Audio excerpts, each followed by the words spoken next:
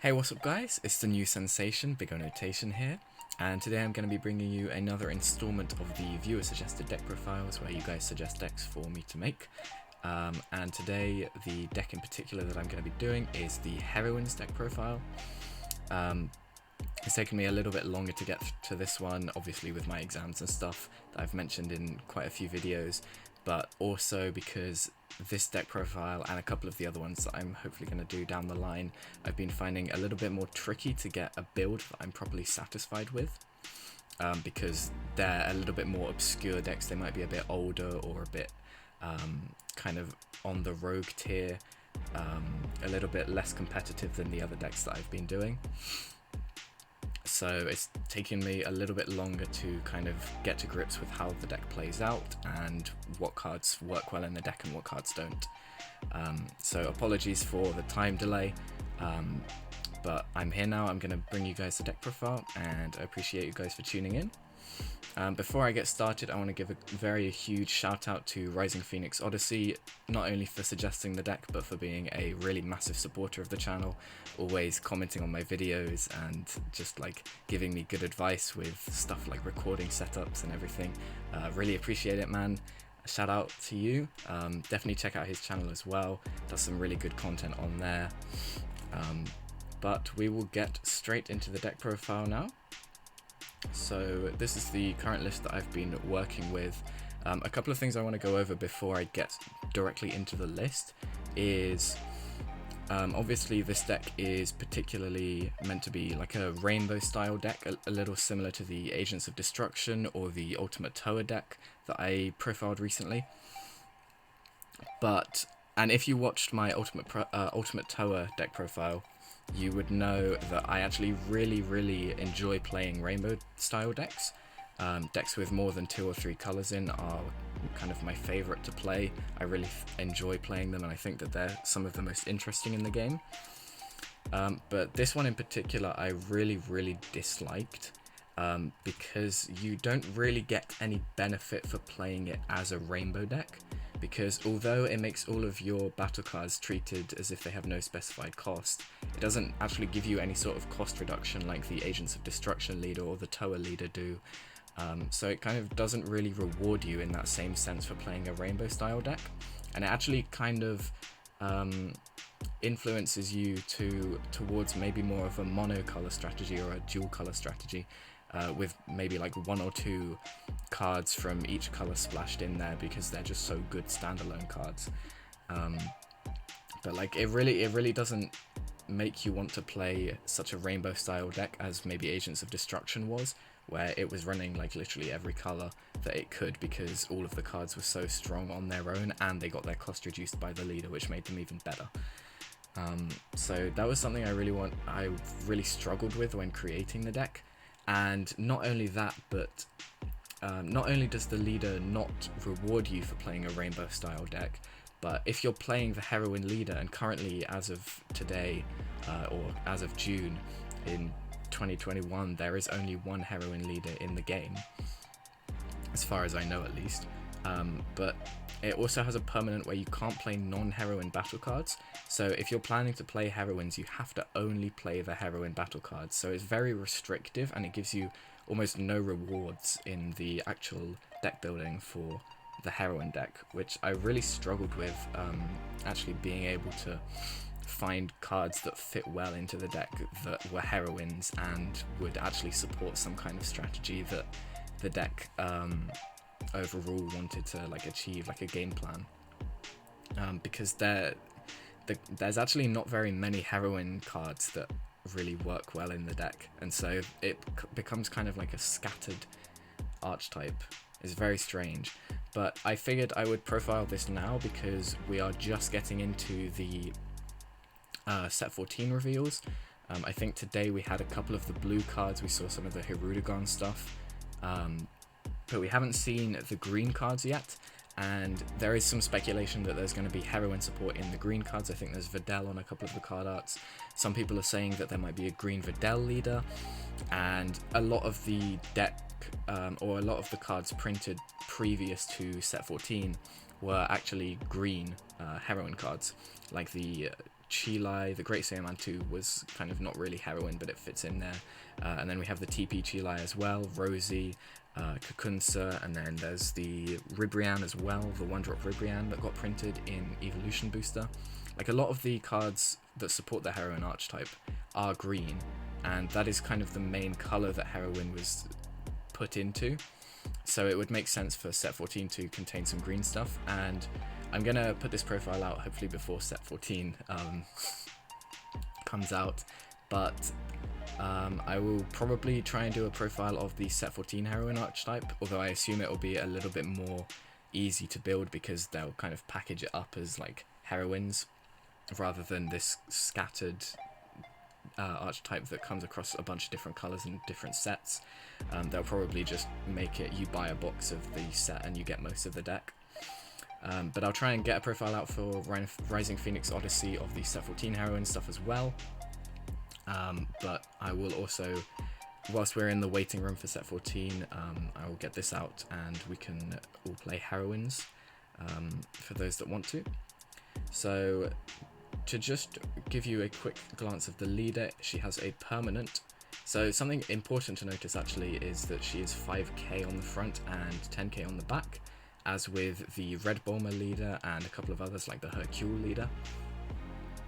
And she has a permanent where a bunch of characters gain heroine and are treated as if they have no specified cost. Now, I'm pretty sure that this means that only these characters are treated with no specified cost, so even heroines that aren't listed here don't get the specified cost treatment. So for example, I believe it is the Kakunsa, so Kakunsa isn't listed as one of these characters in the permanent, so it actually doesn't get treated as if it has no specified cost. You still have to pay 1 green energy for it, so that's something important to note. I believe that's how the ruling works, at least. And then she also has the permanent where you can't play non-heroine battle cards, which is just really annoying. She also has an auto once per turn. When you play a card, draw a card, then this card and the card you played get 5,000 power for the turn. And then the awaken is at 5 or less life. You draw a card and untap 1, which is pretty nice. So you get to awaken 1 life earlier than than most of the other leaders in the game. But she doesn't have a form of self-awakening, which is a little bit troublesome. But this deck is built to be a bit more of a control style deck, so generally you don't need to self-awaken very early. And the backside of the leader is almost exactly the same as the front side anyway. Also, something else that is important to note is that when you trigger the auto, the leader gains 5k for the turn, so it effectively becomes a 10k leader if you trigger the auto every single turn, which is especially important when you trigger the auto in your opponent's turn and you want to be more defensive, because you can effectively bean up your leader if you want to trigger the auto in your opponent's turn. So the backside has the same 2 permanents and the exact same auto, and she also has an activate battle once per turn. You just give a battle card 5k power. So that's pretty lackluster, honestly. I mean, it's going to be nice if you can get Rosie down, the triple attacker, and it's just nice to be able to apply a bit more pressure, but it's kind of like lackluster, especially when the deck is geared towards a much more control style deck. The extra 5k on some of your attacks won't really matter because you're not trying to be aggressive inherently.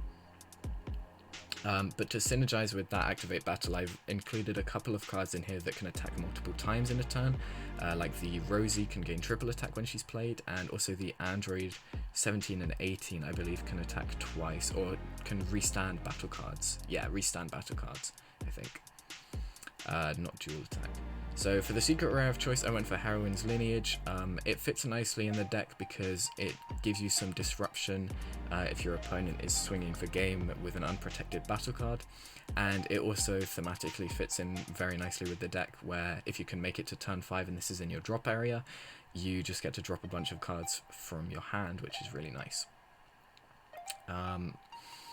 I would maybe consider running some more control-oriented secret rares. Maybe the Supreme Kai of Time could be pretty strong, especially just to clear a wide board. Supreme Kai of Time would actually be very strong for this deck. but I figured just thematically this offers some protection as well as a big finisher, and this deck really lacks a finisher, which I'll get into a bit more later.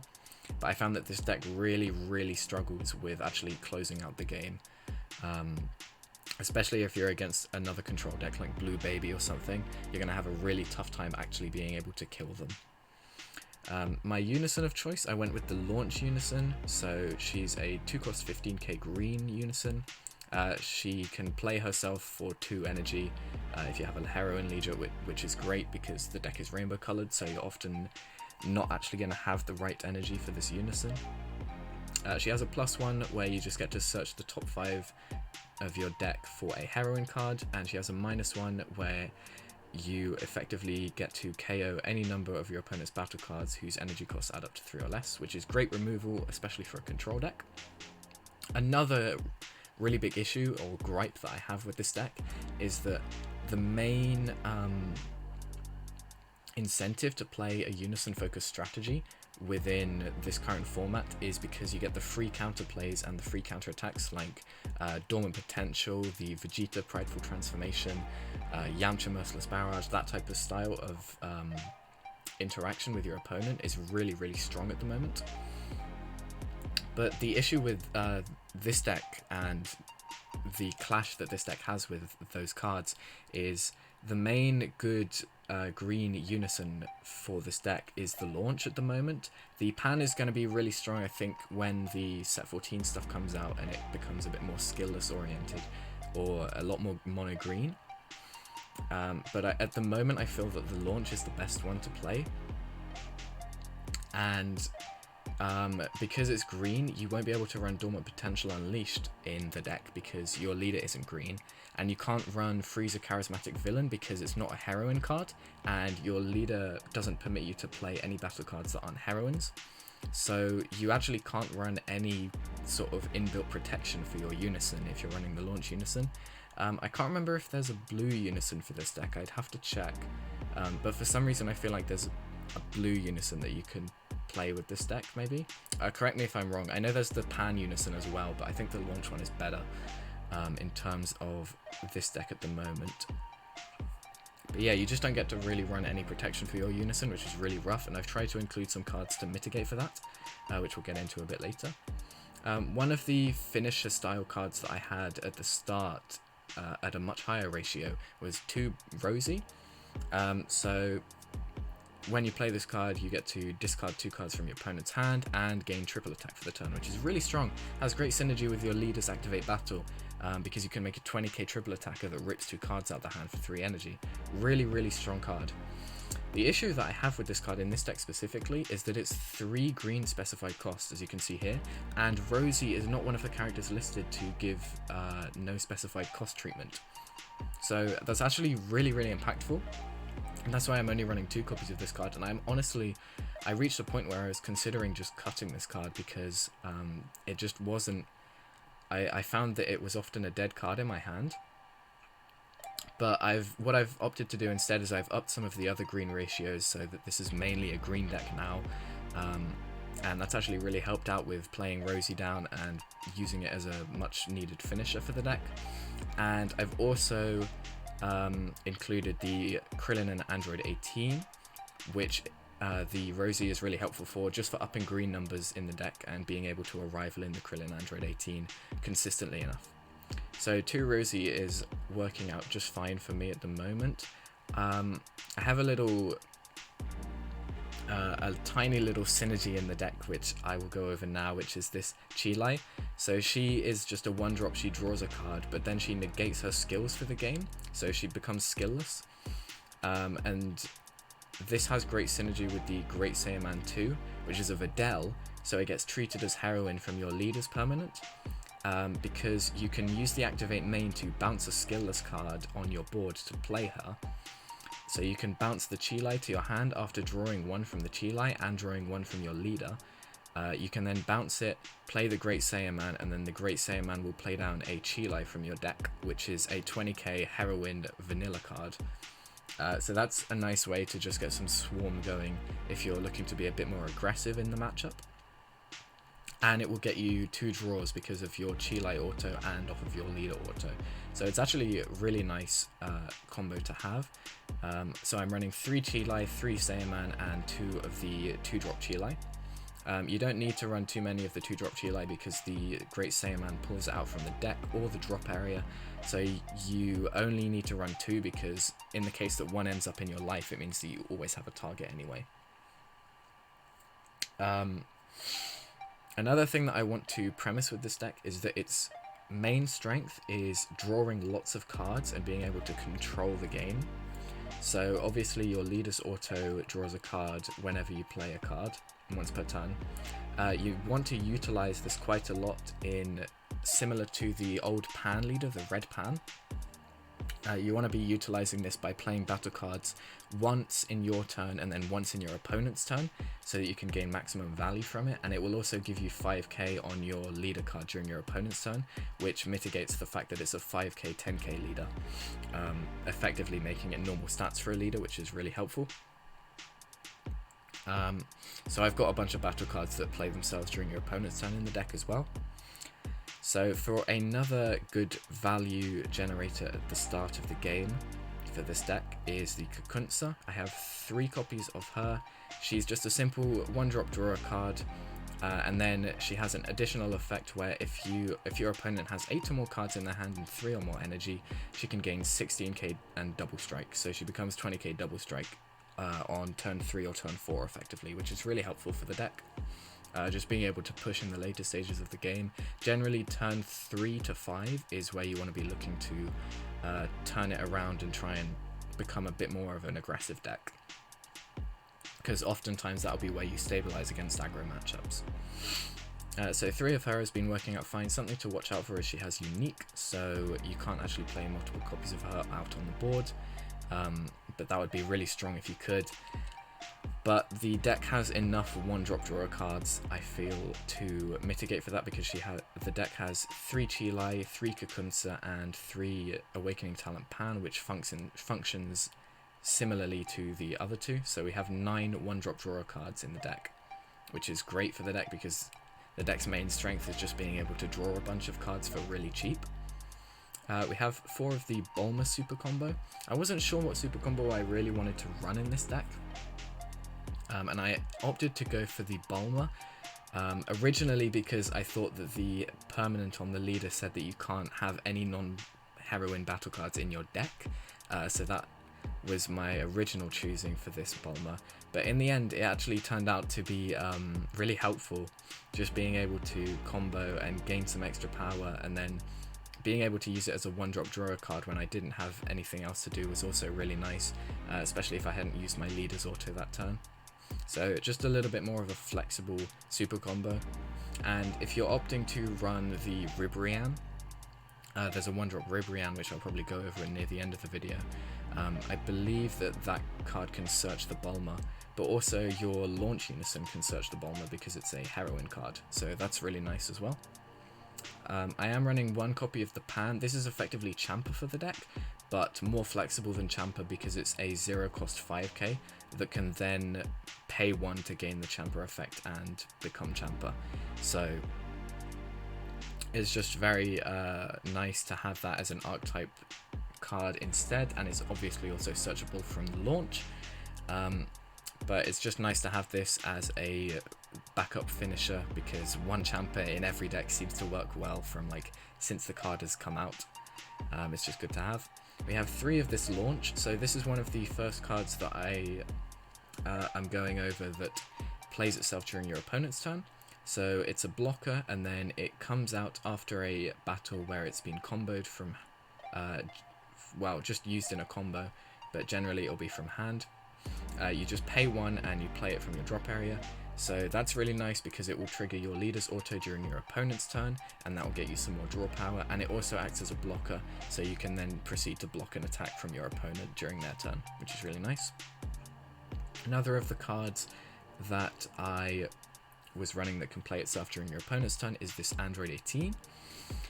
This card is really strong standalone because it acts similarly to the new cooler counterplay that came out in set 13, the green one, where you play this card and then you bottom deck a battle card that costs 4 or less that is being played, which is really nice. And it becomes a 1 cost if you have a specified if you have a specified cost 2 Unison in play. And it's also a 15k blocker, so this card can play itself during your opponent's turn, counterplay a 4 or less card, and then block an attack all for 1 energy, which is amazing. And not only that, but it's blue, so it enables you to use blue energy for Senzu Bean, which is really strong. So this card is amazing. I was originally running it at 4, but then I found that I couldn't often keep the extra energy open during my opponent's turn because I was doing so many other things, and often my Unison would get killed in the more aggressive matchups, so it would become a little bit more of a dead card unless I could stabilize a Unison later on in the game. But it's a really strong card, and I definitely recommend you trying it out. And it will also trigger your leader's auto because you're playing it in your opponent's turn. Just an amazing card for the deck, one of the best cards in the deck, I would say. So I mentioned the blue, the fact that I can run it blue, run some blue in the deck with this Android 18, and I also have 4 copies of Senzu Bean in the deck to abuse the fact that I have blue energy. This is similar to the Agents of Destruction deck that was running around a couple of years ago from the anniversary box, where you would run a couple of blue cards in there like the Agents of Destruction Turles, and you would just run Senzu Bean because it was so good because everything costed 1 energy. It's a similar idea to that, where most of the plays in this deck actually are really cheap. Like, apart from the Rosie, the Launch, and the Androids, everything in this deck effectively costs 1 energy to play. And so the Senzu Bean is really helpful in that respect, and also because this deck is a control deck, being able to run Senzu Bean in a deck that does so many things in your opponent's turn, like playing out this Launch, like playing out this Android 18, like negating with Videl or Power Burst, it's just really strong as a card to have. And then to up the blue count a little bit more, I ran 3 Awakening Talent Pan. This brings my total blue count up to 10, which I think is consistent enough to see and to allow me to run Senzu Bean in the deck as well. And it also ups my turn 1 plays a little bit further to a total of 9 with the Chilai and the Kukunsa. So the Awakening Talent Pan is great in the deck, and also against those control matchups you can swing in with it and get just a 1 cost 15k swing and help yourself awaken, which is really strong. So I'll also cover the 4 copies of the Red Videl I have. This is another great card for the deck because it plays itself during your opponent's turn for 1 energy, and it allows you some more defensive capabilities with the counter-attack skill. So I chose to run 4 of this card and 3 of the Launch because the Videl is better because it's guaranteed to stop an attack, whereas the Launch is not as strong as the Videl because they can actually remove the blocker before you can utilize it during your opponent's turn. So the Videl is technically better, and that's why I went with 4 copies of the Videl over 4 copies of the Launch. But this is just really good.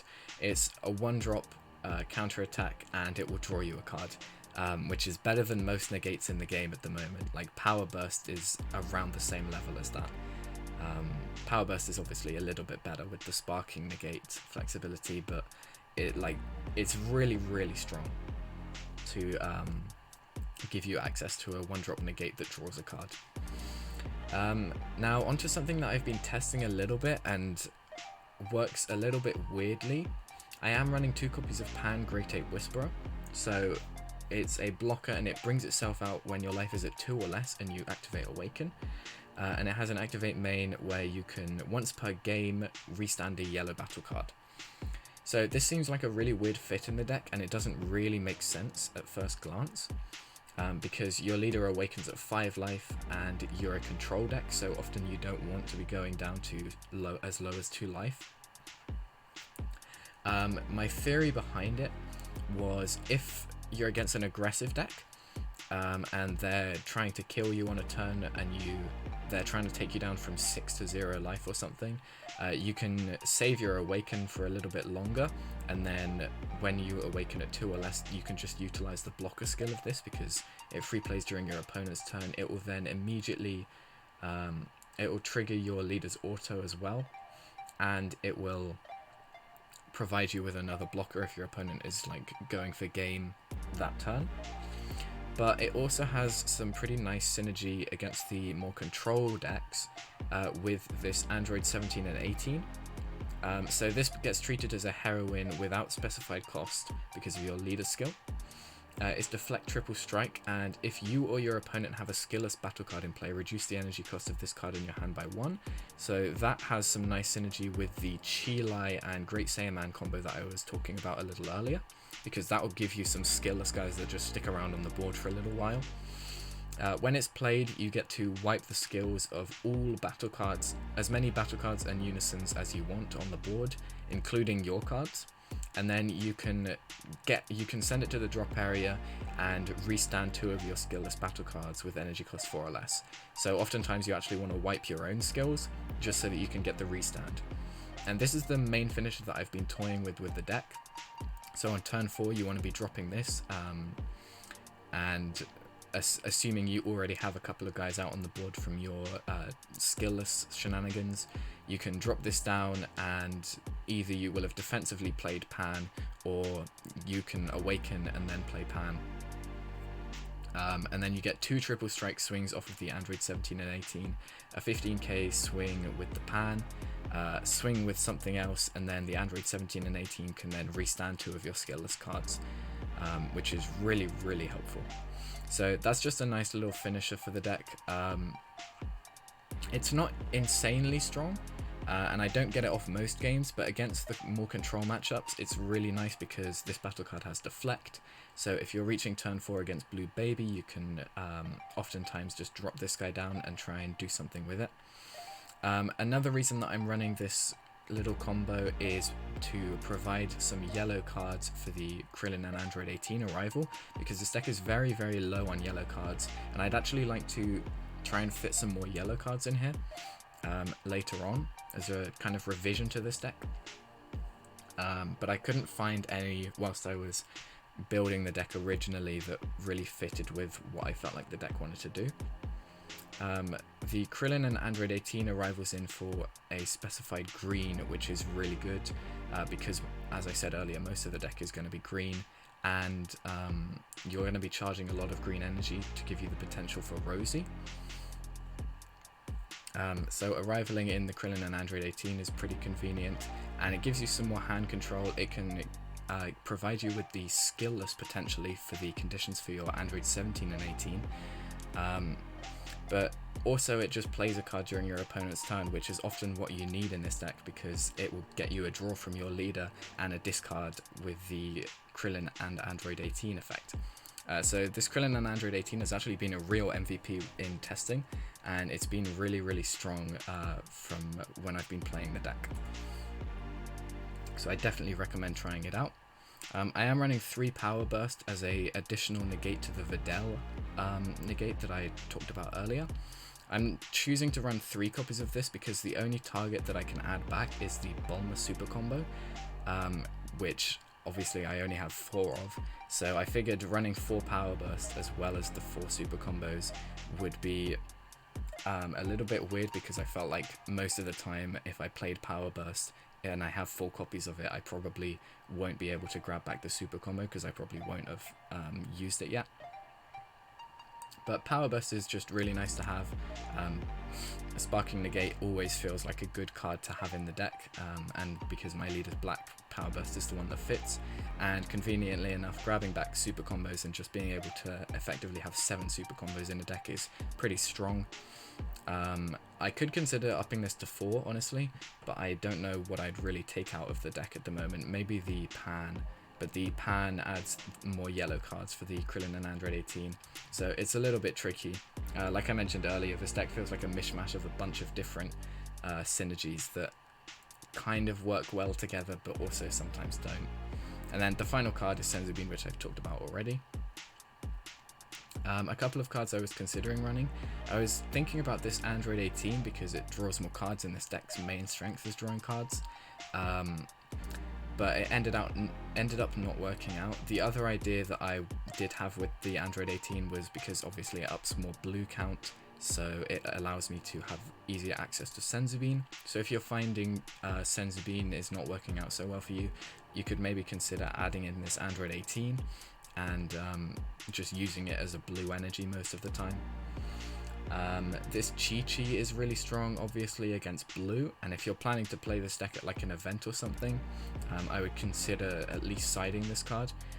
But also it ups the yellow count for your Krillin and Android 18. So I was actually considering running this Chi-Chi, and I could definitely see myself putting this in at a later date. It's really, really strong. The main other cards to consider were the Ribrianne. So Ribrianne is obviously good because it's a 1-drop draw a card, or search the top 5, which is equivalent to a draw, and that will trigger your leader auto at turn 1, and it's some more green energy. But I felt like it was worse than the other 1-drops that I had in the deck because the Burst 2 effect brings out a Universe 2 with energy cost of 3 or less from your deck. So you can, theoretically, you can bring out the Rosie, but the Rosie only triggers when you play it from hand, so it doesn't really give you much advantage. And it could bring out the Kakunsa from your deck, but most of the time you already have a Kakunsa on your board by turn 3, so you don't. I felt like the Activate main was just really lackluster. Another card I was considering running was the Videl, and I think that if I were to run the Pan Unison, I could run the Videl. It gives you some extra protection for your Unison and for your leader, and the Pan gives your leader blocker, I think, or something like that. So you could have 2 blockers theoretically for your Pan Unison on turn 2, which is really nice, and it ups the green count, which is great. The final card I want to touch on quickly is the Android 18 Under Your Skin.